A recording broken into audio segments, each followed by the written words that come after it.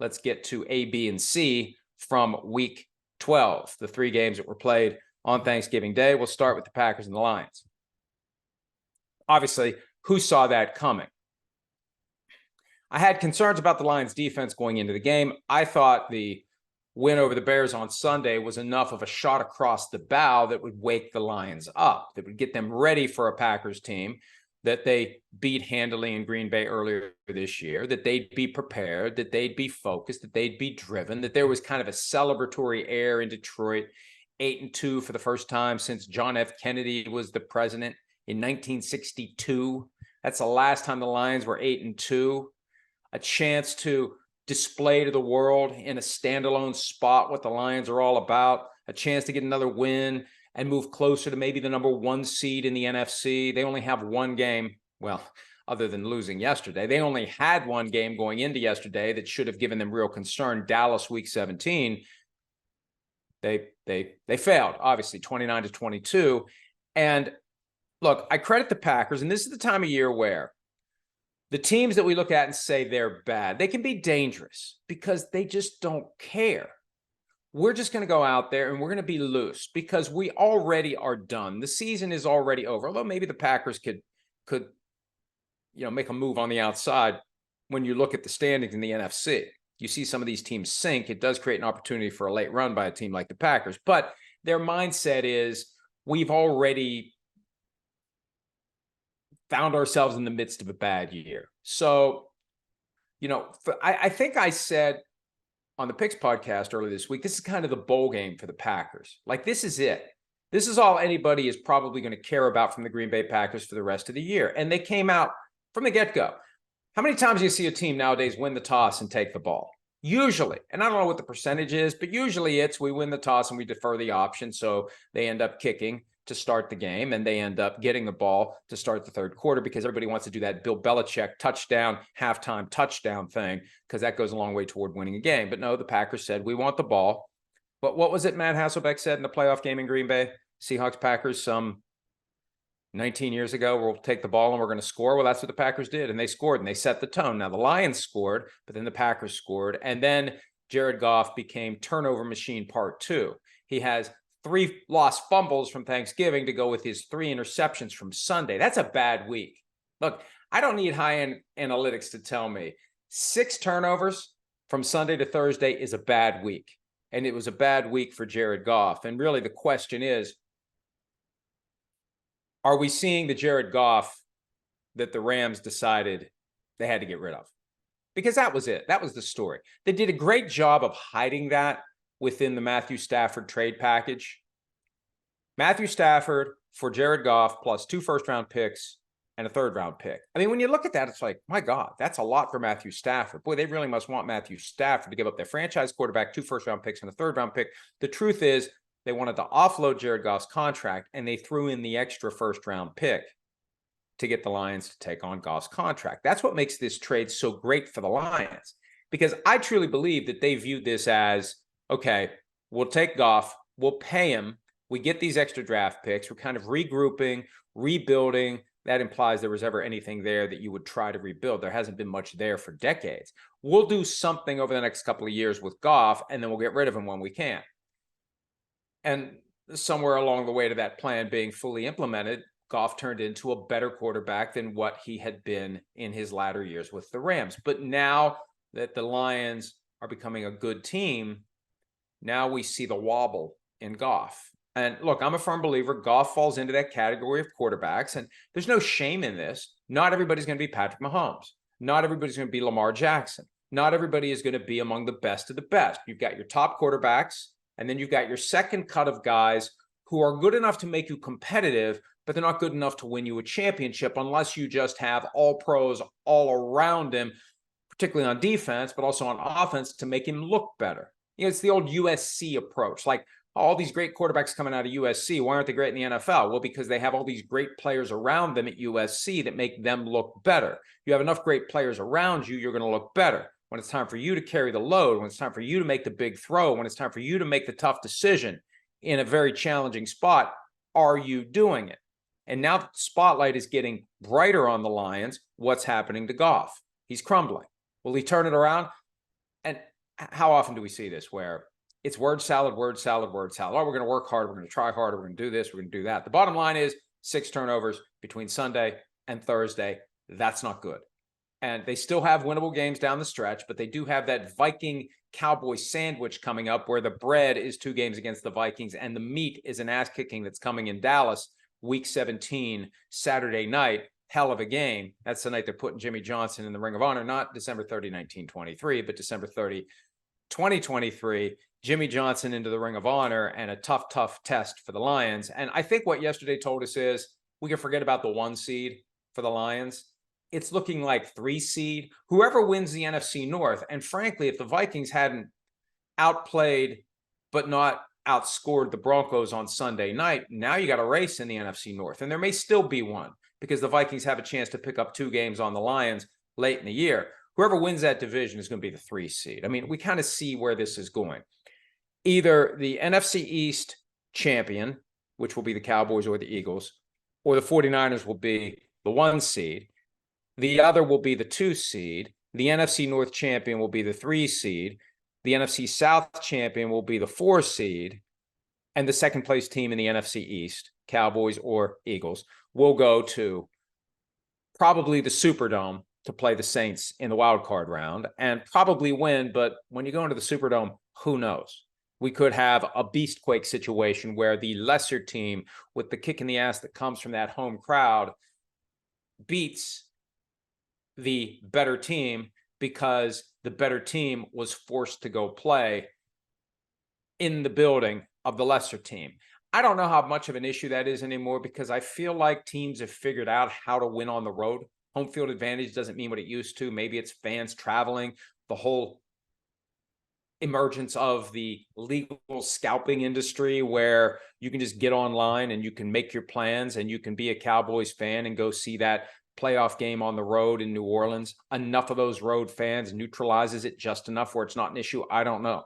Or the teams just know how to process and prepare better so they aren't overwhelmed by the noise. Either way, home field advantage isn't what it used to be. So maybe it won't be a factor for that 5th seed in the NFC. But regardless, the Lions now looking like 3 seed at best after yesterday's game. That's my big takeaway. And the question I have, will Jared Goff be able to compete with a team like the Eagles, the Cowboys, the 49ers, if they even get that far?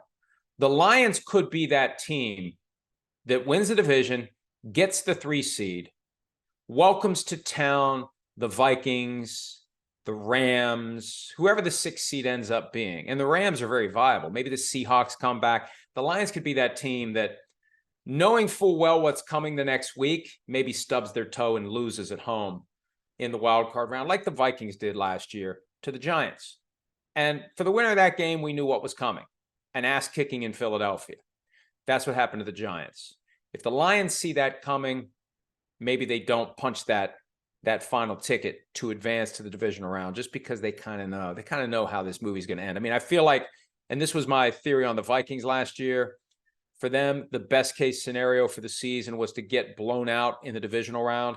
I kind of feel like that may be where the Lions are heading. And I say that not just because of Goff. The defense is suspect. That's a point Sims made on PFT Live. Even though the Lions defense had seemed better most of the year, they hadn't been tested. They've been tested lately and they've been failing. The defense has not looked good. 38 points. I mean, think about this. Lions coming off of their bye, facing the Chargers, who had played a tough physical game on a Monday night in New Jersey and flew home on a short week and still scored 38 points against the Lions defense when the Lions had 2 weeks to get ready for the game. That was the red flag. They won that game, but that was the red flag. And they beat the Bears when they were down 12 points with 5 minutes left. That's second red flag. And then, obviously, third red flag, picking up their 3rd loss of the year, losing to the Green Bay Packers. Jordan Love, all of a sudden, looking pretty damn good. And I've been pushing back all year, and Jordan Love made it difficult to push back when he wasn't playing well. But the idea that Jordan Love just stinks, we don't know what he does. We don't know who he is. He's the one sympathetic figure in this entire mess that has been the Green Bay Packers since they traded up and picked Love in the 2020 draft. This Shakespearean battle between Aaron Rodgers and the front office, and Love is just caught in the middle. He's the only one that didn't choose to be part of this mess. And he sits on the bench for 3 years. And now he's thrust into service as potentially the third great franchise quarterback over the last 30 years in Green Bay, from Favre to Rodgers to Love. It's going to take a little time. Rodgers wasn't great right out of the gates. You need reps, you need time, you need opportunities. And the problem is and I'm not saying this is bad, it just is what it is. It's not fair to the players to not have the time to develop, but it doesn't matter. They are so quickly disposable, even first-round picks. You get it done right away or you're gone. Sink or swim now. And you've got a rock tied around your waist as you try to do it when you're a first-round quarterback, because the expectations are so much higher.